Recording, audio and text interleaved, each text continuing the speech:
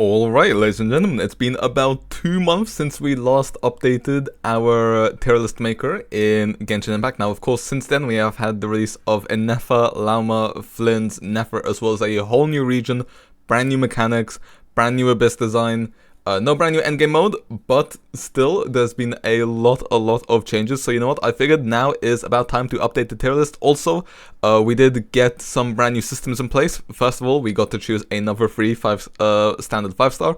Second of all, we also now have the constellation selector for some of the older units in the game. So yeah, quite a few changes, so might as well hop right into them. Now, one thing I want to disclaim straight away is that this is supposed to be a free-to-play tier list maker. So when we're going to be ranking characters, yes, it will be on strength, but they can be brought down for being not F2P friendly. And if you're wondering what kind of things could bring down the character's ranking, for example, if they're very reliant on an early constellation or weapon, I don't just mean content creators saying, oh yeah, this character really wants their weapon, it's their best in slot. No, I mean they really need it in order to function properly.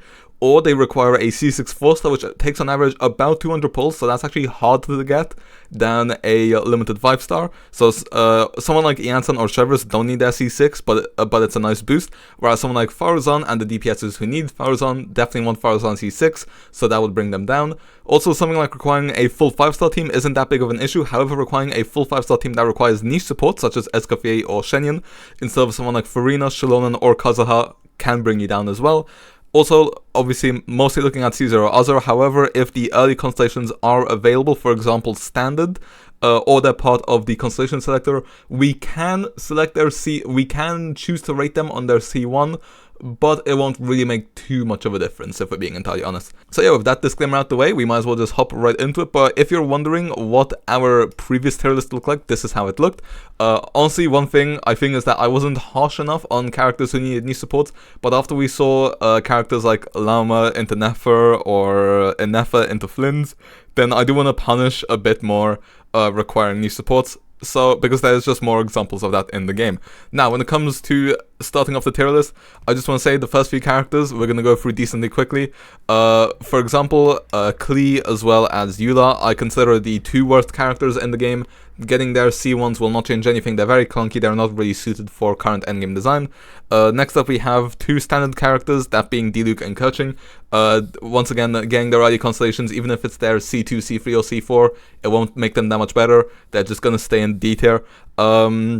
A character who hasn't gotten many changes recently, Ito, would be another character I would put in the D tier as well as Yoimiya. They don't really get that many buffs, they don't really have that many choices where they're the best in slot. There's so many power DPSs in the game, there's also a good Geo DPS in the form of Navia, so I just don't feel like either of these characters are very needed.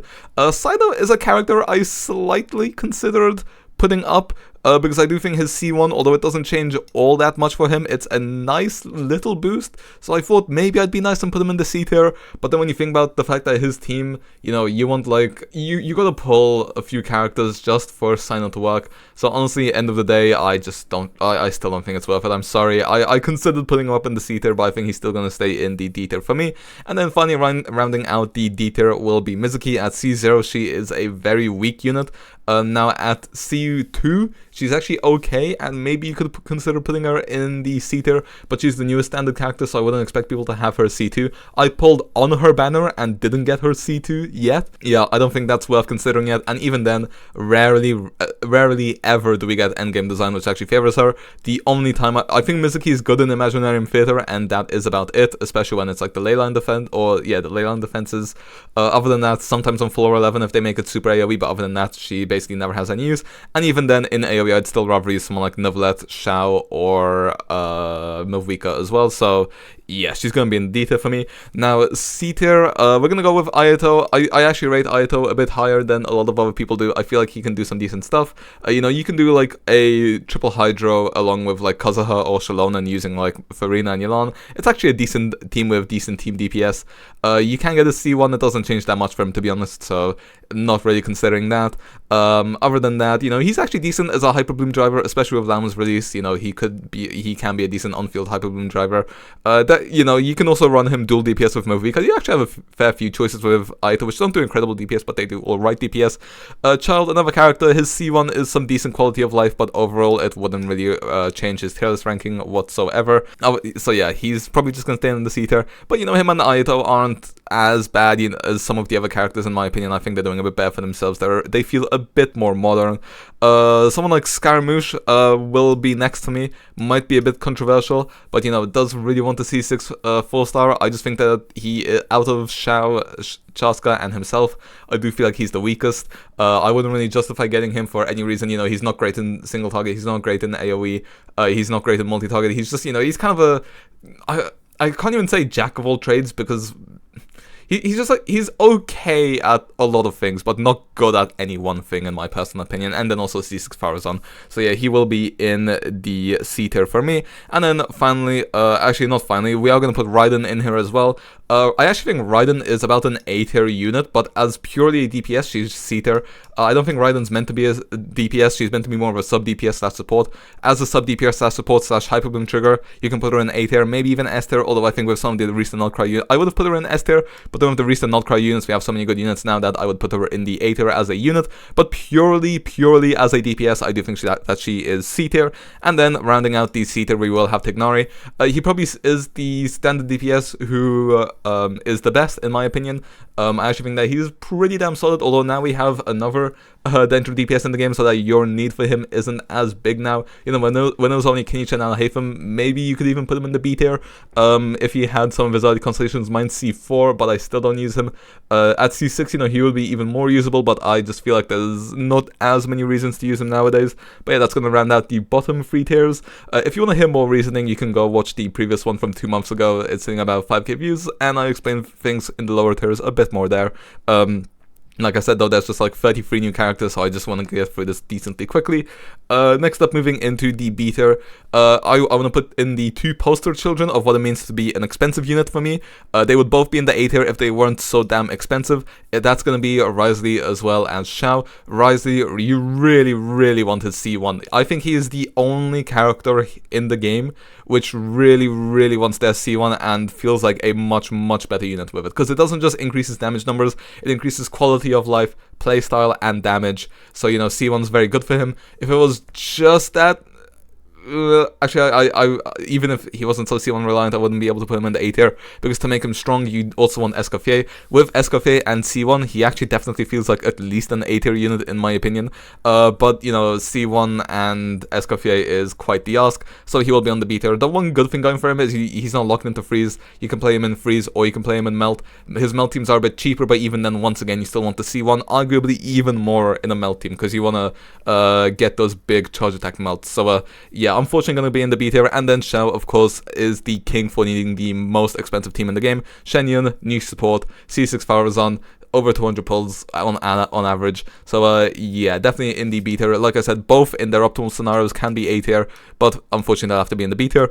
Ganyu is a character who I actually think Wriothesley is stronger than Ganyu, but the problem is that he is less free-to-play friendly than Ganyu, and because this, you know, we definitely do want to look at free-to-play friendliness in this list, and he will have to go ahead and go in the B tier.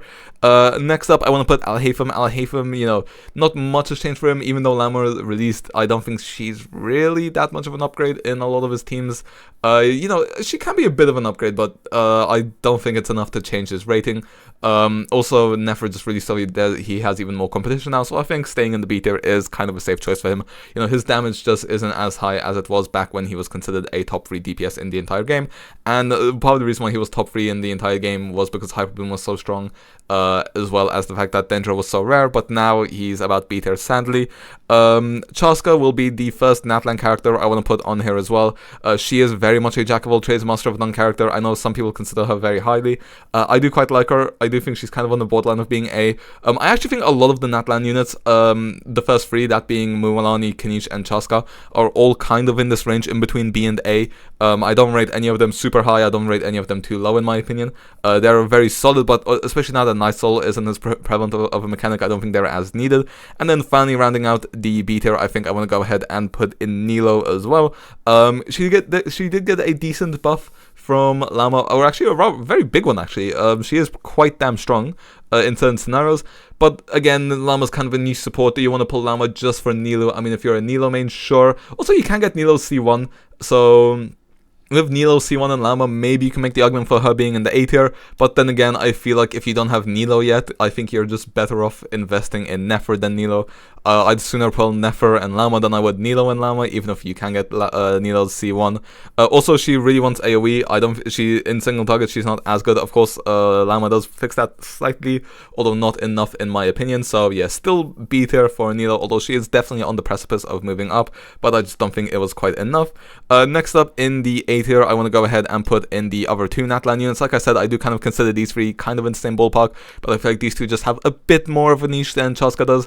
Kinich, especially in burning, I actually think Kinich is the best of the three, in my opinion. You know, he's a decent Dendro DPS, but then again, Nefer will give more competition. I do think Kinich will end up going down when Nefer and Llama end up being more accessible, but because they are two brand new units and kind of niche in the team comp, then I wouldn't rank Kinich down yet, but I do think that I do see him going down in the future. I also see Mulan going down in the future when more strong DPSs come out, because, you know, her only selling point is that she does decent damage. That's it, basically. Other than that, her gameplay is pretty clunky and she doesn't have one best in slot team. So for the time being, they are still A tier, but then once we get a few stronger units and Nefer becomes a bit more accessible, then I think this is how we will be looking. But for the time being, they can still enjoy their A tier. Two other units I think are still clinging onto A tier would probably be Linny as well as Hu Tao. Hu Tao now actually has her C1 accessible to her, which is pretty huge. She's probably the biggest beneficiary of that brand new constellation system. Linny is more comparable to C0 Hu Tao than C1 Hu Tao. I can see the argument for Linny being better than C0 Hu Tao. I don't really see it for him being better than C1 Hu Tao. So I think he's another unit who you could put kind of lower down into the B tier, although I think for the time being, he can still cling onto the A tier as well. Like I said, as soon as but I think all four of these units will end up going down when we get more Natlan DPSs and the damage thing just goes up and up. So if I were to make an A- tier, these guys would probably be in the A- tier. Someone who wouldn't be in the A- tier are going to be our two favorite friends from Fontaine. If there's anything more than friends, we'll have to wait and see. I do quite enjoy those, but anyway, we're not here to talk about shipping. We're here to talk about their place in the meta. If you guys saw, Clarand was a character I previously had in the S tier. I did consider her a top 7 DPS in the game, but with the release of Flynn's, now there's two very strong Electro DPSs, those being Varessa and Flynn's, and although I still rate Clarand highly and I think she is comparable to them, I don't think it's quite enough to justify putting her in the top 7, and I don't want 3 out of 7 DPSs in the top 7 being Electro, so unfortunately she'll have to fall down a bit. Navia is a character who hasn't really received that many changes in the previous year. She's still the best Geo DPS in the game, and then also not only is her personal damage good, she also has some very strong team DPS options. You can go double Hydro along with Farina, Yalan, and then Shalonen to round it out, or you can go double Pyro with Bennett, Mavrika, and Shalonen. So yeah, she doesn't need any new supports, and yeah, other than that, I just feel like she is a pretty damn strong DPS, both in her element as well as team DPS wise, so I would actually put her in the A tier. Clarand and Navia would be more like in the A+ tier.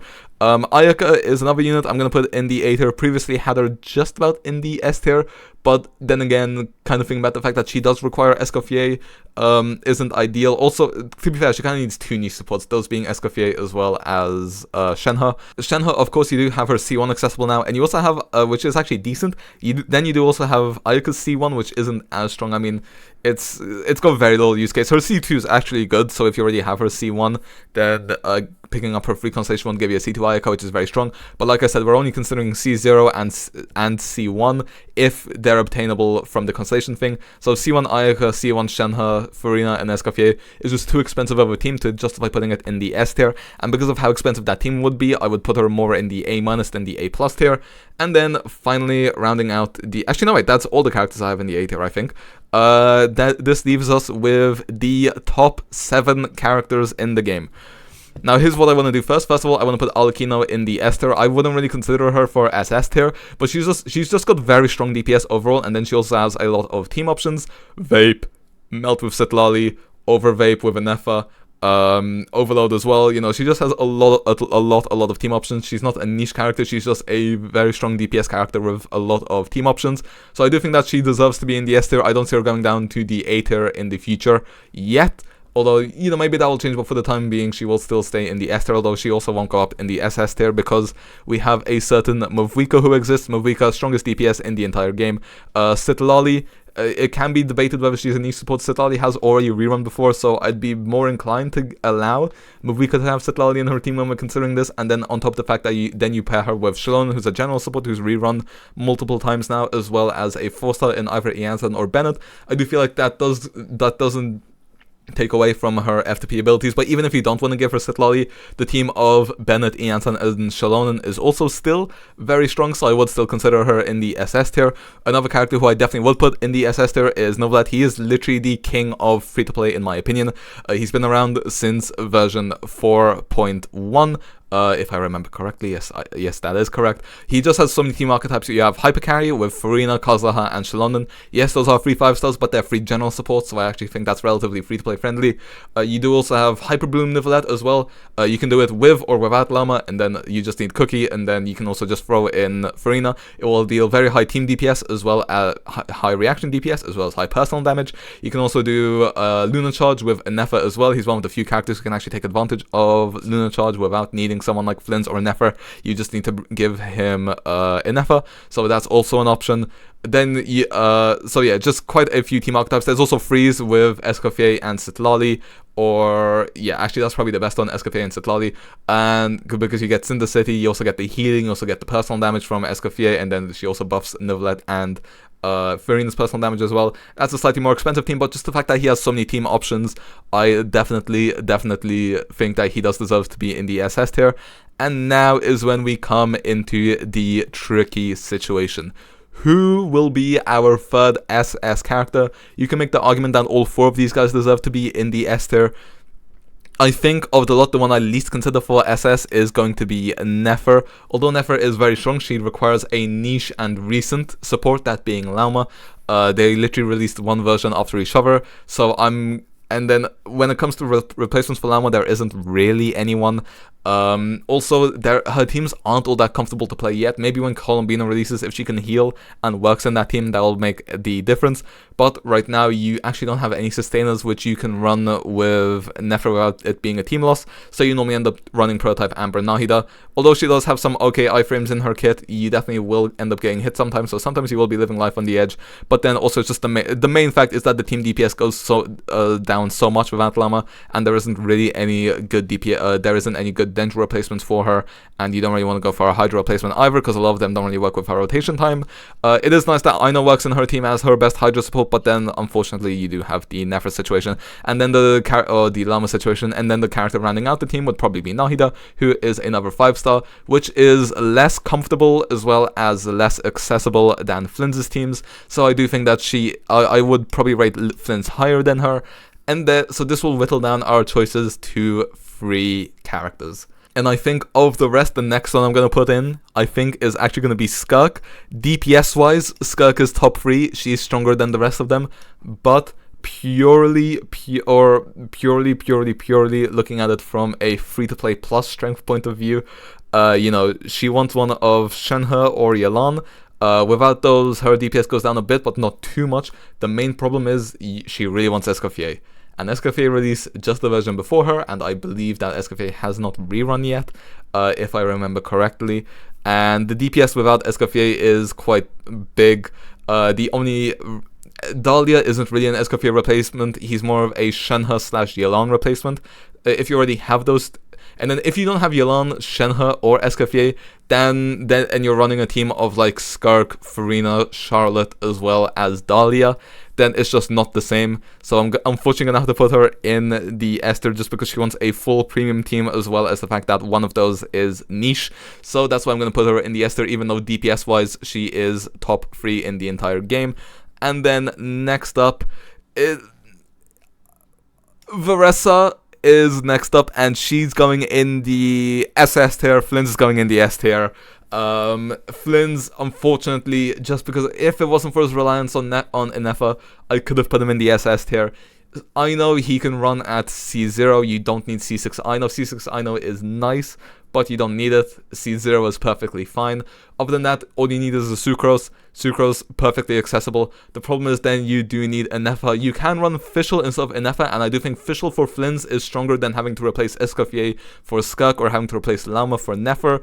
The problem is his comfort in that team then goes down because then you have no shields and no heals whatsoever. So yeah, although the Flins also has some decent iframes similar to Nefer, at the same time it's just not quite the same. So even though the damage loss isn't the same comfort wise, it just goes way down. Have to dodge way more, and you know, if you're spending time dodging, you're spending less time doing damage, so your DPS is going down a bit. To be fair, Flins actually doesn't suffer as much from dodging as Nefer, because Nefer you need to get free charge attacks off, whereas for Flins you're probably just missing out on a few basic attacks. But even then, most of his damage comes when you press EQ. So actually not doing a few basic attacks isn't as big on Nefer as it is maybe missing a charge attack on missing a few normal attacks on Flins isn't as bad as maybe missing a charge attack on Nefer. But like I said, unfortunately without Nefer I just can't put him in the double S tier.